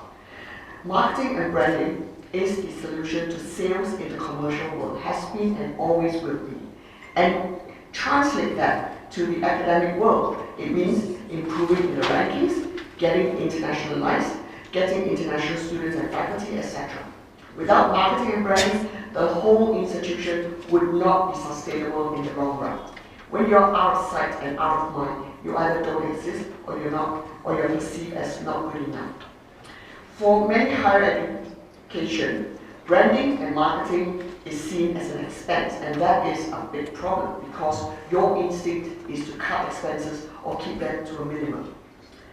A brand is the big idea that your university represents. Your university is more than just buildings and faculty. A university is about giving students a great education, doing fantastic research, and source of talent for the local or national economy. A strong brand should help you attract not only good students and faculty, but also industry partners. And that is something that needs to be communicated well, and that too requires an investment and should lead to returns. But how do you build a brand? The answer is the espresso. This is the most fundamental medium of all marketing activities. This is the staple of international branding. The espresso is one of the most relevant and fundamental time and cost-effective branding exercise that is available in our higher education sector. And as the name suggests, express means fast. This is what the espresso is. I've got a copy here to show all of you. It is made up of just these 4 publications. I've got 3 here, the Chinese, the Mandarin one I don't have. And these are created specially to meet the entire spectrum of your target audience and throughout the whole year. The shelf life of this is 12 months and it is the most time and cost effective. What is the espresso? So let me go through it. The showcase, this exclusive heavy coffee table book. This is currently the only medium for universities' presidents to talk about their research, their mission, their vision, etc. Because it goes to all the key people out there in the world. How does we put your word out there? Hard copy of this is sent to every president in all our rankings, not only to presidents of universities, it also goes to presidents of state countries, of the heads of state of G20 countries. We've been sending this for the longest time to President Obama. Now it's going to Trump's office. It goes to Xi Jinping's office, etc. Presidents of the ASEAN countries, heads of Gulf countries, diplomatic officers, embassies worldwide, and even the top 200 companies as ranked by QS. So you can see the distribution channel is so targeted and focused. And the soft copy, there's also e-copy, it goes up to our database of over 250,000 educators. That's how fast we can get the word out there. Next is in the Espresso, the Wow News, this little newsletter here. Now this is the newsletter that I mentioned that we're able to publish your news. Anything that you think has a wow factor, as long as it's not self-promotional, we will publish it. Quarterly, the hard copy, has the most targeted and focused reach. Where does it go to? Every single university in the world identified by QS, whether it's ranked or unranked. That is how fast I can get your name out there, and I can guarantee it too. Imagine, take Bangladesh for example, 110 universities out there. I don't think you know a single one. But tomorrow, if you have an ad in here or a story, stories are free, they would have heard of you at least, even if they don't know you. So that's half the battle done. And if you're seen frequently enough, your brand will be in the top of mind recall. And that's where you want to be. So the soft copy also goes up to our database, over 250,000 educators out there. So you see how fast we can put your news and your name out there. The third, and also we have a website which you can submit your news every day if you choose to. We promote this website, but every quarterly we take the best news and we do it in a hardcover, paper presentation like this, and send out to all the presidents. Because we believe presidents do not go and search the web for news. Next is the Top Universities Guide, this one here. It features all the rankings of QS, so it's a very converted guide. It's sent to all the presidents in all the ranked universities, including students, libraries, agents, etc. So this is also a very good medium to be seen in that. It features all the rankings. And as a bonus, we also have the Chinese version of this, endorsed and distributed by the Ministry of Education in China. So you can be sure it goes to all the right places in China, all the high schools, all the universities, but best of all, it's promoted on the social media of China. So with just this set, you see it reaches the entire spectrum of your target audience instantly. And it's definitely not expensive, and it's very doable. So this is the espresso, and you may not believe me, but I'd like to show you some case studies of how Malaysia and Indonesian universities have used this. So Malaysia had a national drive, and the aim is to put the top 8 research universities of Malaysia on the world map. So they've been doing this for the last 3 years. And if you look at their ranking results, everyone has gone up. Now, I'm not guaranteed that if you do this, you'll go up, but they are certainly going the right direction, okay? So look at 2020, the most recent one. If you check the rankings, everyone has gone up, and they've all done very well, okay? Of course, they do a lot of other things, but the reputation part, this is the fundamentals. So this is what we did for them. We changed the entire image of the university. We created all these this campaign so that it has a very cohesive and united look. And if you like, we could do the same for the top 6 Mongolian universities here today. I believe there's 6 of you here. So the deadline is ending very soon at the end of November. If you're interested, please talk to me. Because if you miss this set of publications, you'll have to wait until 2020 because this is for distribution for next year. Going the same way is the Indonesians, the top 9 universities here. Now they've got a name for themselves. They call themselves the cluster one. Perhaps you can also think about giving yourself a brand name, the 6 universities. Like the Russians, they call themselves the 5100, or the Japanese, the super global universities. These are the cluster one from Indonesia. So think about that when you're strategizing. And now I will talk about what I call just now the blue oceans. When I first started this, there was nothing of such in the market, in the higher education sector at all. So I started with let me just backtrack a little bit. All the conferences and events here have one objective in common, and that is networking. Networking is the #1 unwritten rule of success in business. I'm sure you've often heard of the saying, it's not what you know, it's who you know that gets you where you want to be. So our conferences are built for that purpose only. So just to give you a quick example, last week we ran a subject focus on art and design. There were quite a number of universities there that do not have art and design. Why are they there? To network, to get to know these people, because you never know what you'll get, you never know what you'll find. So if your networking is big and powerful, chances are you'll probably get what you want to get. So have that open mind when you come out to our events. So conferences. This is the first one I started way back in 2005. The next one is going to be in 2 weeks' time in Korea. So if you can make it, please come to this one because this is our flagship and it has it is our largest one, so it's a great place for networking. I'm sure almost all the Korean universities are going to be there. And even for us, we need to differentiate ourselves. So I've created fun things like this for you, the Creative Awards. You've missed this now, but you can think about it for next year. This is just for a bit of fun. It's free, there's no cost to it, but the benefits are huge. If you participate, even if you don't win, we will publish all the participants worldwide.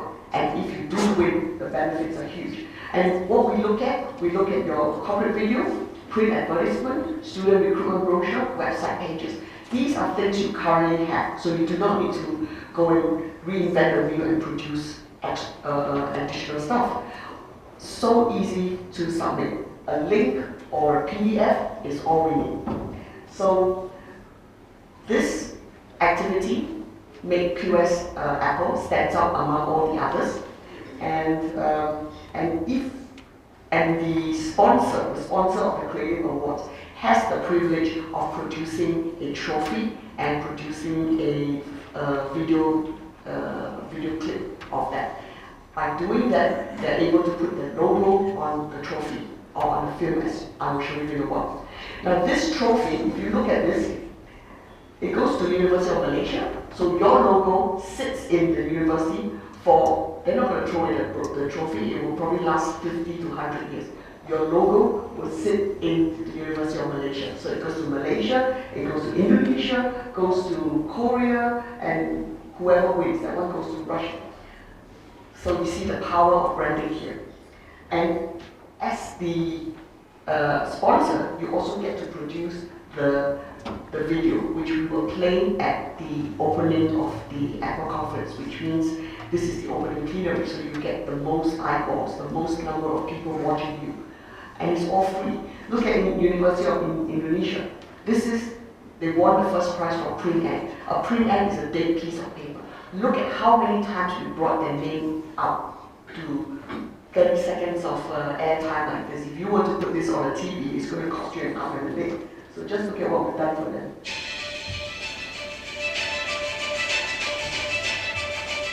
Almost like an Academy Award, very good. And look at the sponsor's name, always there.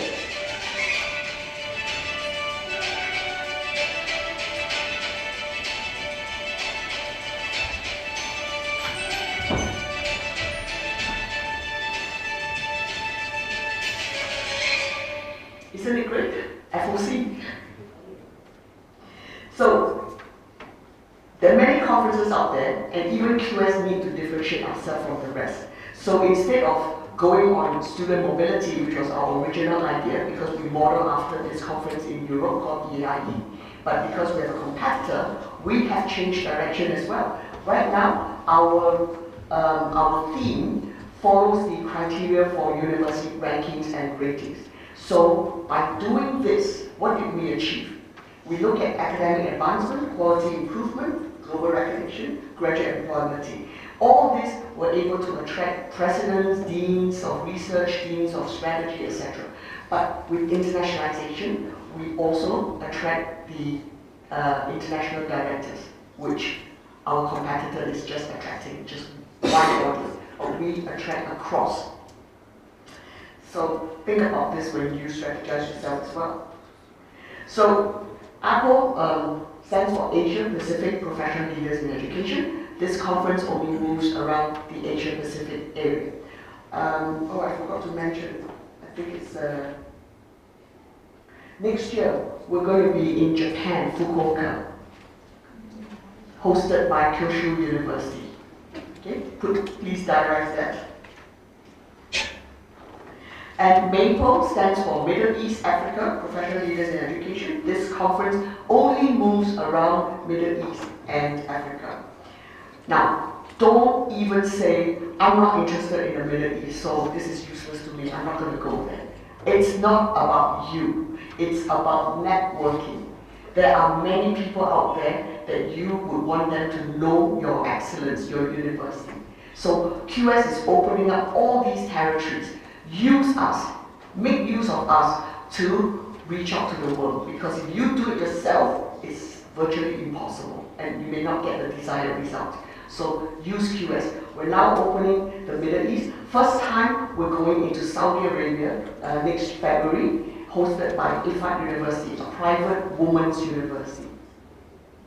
Now I'd like to draw your attention to 2013. NTU Singapore at that time was not known in Africa at all. What did they do? They partnered with a very young university, University of Johannesburg, which was then 8 years old. Today, UJ is in the world ranking. So by doing this, NTU, it's not an expensive exercise. By doing this, they became very well known in Africa. So they have moved out of their comfort zone. Now, many universities' mindset is, if I post something, it needs to be on my campus or in my country. That is so wrong, because it's not about you. If you get out of your comfort zone, you will probably attract more eyeballs, more attention, more publicity. So that's what they've been doing. 2017, MIT University from India did this with HCT in Dubai. So maybe you can consider doing a Maple event in the Middle East sometime in the future. And if you do that, I guarantee you the world will sit up and will be wondering, what is Mongolia doing in the Middle East? So again, to differentiate ourselves from all the other conferences, instead of an opening plenary where one man is talking and probably the rest are falling asleep, we have a debate instead. When we first started this, people were talking about it for months after, because they remember it, it's exciting, everybody can participate. The theme is very controversial, it's very robust, so they have very heated arguments, and people go away remembering such things. And anything that's not in Asia Pacific, Middle East, Africa, we call it worldwide. The next one is going to be in Kazakhstan, Al-Farabi is hosting, and I believe we spoke about doing the one in 2010 in Mongolia. Isn't that right, President of MNUMS? Yeah. So watch that space. So with more strategy, these are smaller. Those last three are our major events with exhibition component. So these are smaller ones with no exhibition component. And World Class is an annual small event. This is really something very unique. It is by invitation only. It's for key decision makers, so that all these leaders can be sure they're talking to like-minded peers, people at their level. And if they want to speak, they need to speak with their industry partners. This is a conference where academia meet with the industry.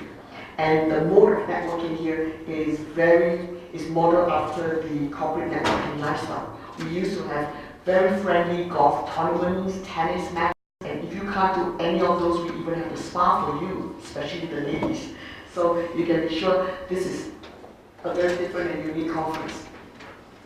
Let me bring your attention to 2016, when NTU hosted this event in Singapore. Who moved out of their comfort zone and came to Singapore to host it? The University of Johannesburg, of course. And, so those last four events are annual events, and a lot of universities want to host a QS event. So we created the series of QS in Conversation, as the name suggests. In Conversation is a very fluid and easy brand. You can talk about almost anything, everything, and it can be done every month if you want to. So we did one in February early this year in London. Look at who's the host. Ifat University from Saudi Arabia. They moved to London to do this instead of doing it in Saudi Arabia. So learn from what other universities are doing. And we just finished this recently. SMU Singapore hosted this in Singapore on university government partnerships. Now, what is the strategy there? There is a strategy. It's just not about hosting an event. Singapore is a smart city. There are many topics to talk about for a smart city. You can talk about this environment, there's water, pollution, transportation, etc. So they want to create this like a signature. Every year, same time, same place, they will talk about an issue with smart city. And by doing smart cities, they were able to attract a lot of governments from the region. When governments come, what comes? Funding, scholarships, etc. So a lot of good things can be achieved with this networking and also for their own branding. So we even drilled down to the individual subjects. This one, we just finished, the president here is well aware of it, in Venice. This is on humanities and social sciences research. Coming up very soon, hospitality and tourism in December in Kuching. UCSI, private university in Malaysia, is hosting. Now this is a great opportunity for you to network, even if you don't have a hospitality program, okay? This one may be more suited to you, medicine, 23rd to the 25th January in Surabaya, Indonesia. This is by the Universitas Airlangga. This is for next year. I just want to let you know the kind of topics, the kind of discipline that people are hosting. There's veterinary from CTU of Hong Kong, dentistry from Kyunghee University in Korea, agriculture, Malaysia, UPM is hosting. And we just finished this last week, literally, art and design. There was one Mongolian university that came, and she's completely sold. She loved it. Is she here today? Come. Oh, then right. So, and yes, a couple of universities who do not have art and design were also there, purely for networking. And these are past events. I just want to draw your attention to the kind of discipline that people are hosting. Kaohsiung University of Medicine, they hosted on medicine, of course. Language, Literature and Culture by Hankuk University from Korea. Chemical Engineering by Hanyang University. These are top universities in Korea. Material Science and Engineering by Seoul National. Electrical, Electronic Engineering from NTU. And Civil Engineering NTU as well. So you can consider one of these if you like. And these are future events to be confirmed soon. Again, I just want to highlight the kind of discipline. People are looking at accounting and finance. We even have a summer school summit. Now, summer school summit is not just about summer school. It's about short-term collaboration, short-term exchanges. So this is another strategy you can consider. People are looking at film, music, Islamic economies, teaching, architecture, creative or performing arts. Okay, all these are to be confirmed, we're not sure yet, but they have been inquiring. Now, I can't expect you to attend every single event, right? It's virtually quite impossible, except for people like us. So we have the billboard sponsorship, which means your logo can be seen in every single one of our events, and that's very powerful because your logo is on the backdrop, in the bags, in the program book, so people recognize that you want to create that top of mind recall. So that's the billboard sponsorship. And also our online facilities for all the events, it's very widely searched for as well. Now I want to draw your attention to the student recruitment events. I'm not encouraging you to go out to recruit students, of course if you want to, but I don't think you're ready yet. I just want to highlight the extensive coverage of QS, literally worldwide. So we run student recruitment events. This was our first product actually, the World MBA Tour, for the recruitment of students for business schools only, so they're all very targeted and focused. World Grad School Tour for postgraduate, masters and PhD students, and the World University for undergrad. So nobody covers the world like we do. And this is the spring tour for the MBA guide, the MBA tour this year. Just want to show you the extensiveness of our reach. All the continents are covered. These are the key major cities that we've identified for just the spring. For fall this year, which we have already started in August, the fair is running right now out there, it gets even more intensive. If you look at the dates, it's almost every other day. Nobody travels and covers the world like we do. Okay? So I'm trying to impress upon you, you may not have the capacity to travel right now, maybe in the future, but the MBA guide can help you put your name out there. Remember I mentioned the first product that we ever had was the MBA guide? That is the guide. The company grew from just one little guide, nothing, to what it is today. So anything's possible. So the guide has now come into my office, my unit, and I've included the MBA rankings. QS do rank MBA programs, not the schools but the programs. So I've added this in. What it means is this guide is not only distributed at all the events, as I showed you just now, throughout the whole world. It also goes to your peers. Deans of the top 300 business schools featured in our rankings will receive a hard copy. HR directors in the top 100 companies, international education fairs like NASA, AIE, and including all our QS events, and ministries of higher education, etc., diplomatic offices, etc. Now, and also the guide is available as an e-guide, emailed to all those students that come to the fairs worldwide, and that's, I think, roughly about 300 over 1,000, plus all these peers. I know I'm not supposed to mention prices because it's quite sensitive, but I just want to highlight this is a no-brainer. Do you know how much per page here costs to reach this whole world, not just students but your peers as well? Only $5,500. That's like nothing to reach the whole world like this, right? So QS is really very affordable and doable. So do not have this misconception that oh, it's expensive, we can't do it, etc. No. Let me come to the grad school, which is even bigger. So this is a spring tour of the grad school, masters and PhD students, recruitment of masters and PhD students.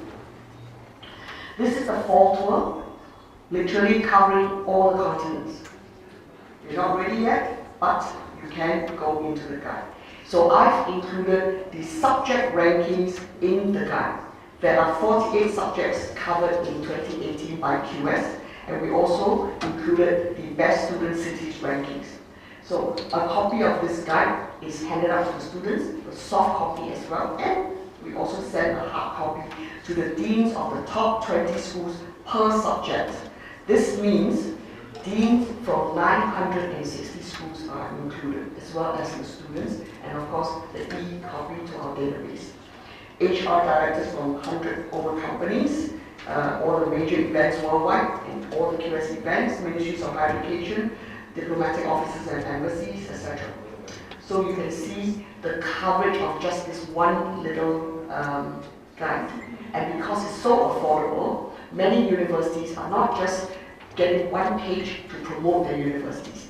They are getting several pages, per page per school. So if you have 10 faculties or 10 schools, you can literally have a supplement within this guide. So think about it as your brochure within our brochure, but look at our circulation. And again, the cost is the same as the MBA. Very, very affordable. I'd like to leave you with one last line. When your brand is strong, everything else will fall into place. Thank you very much.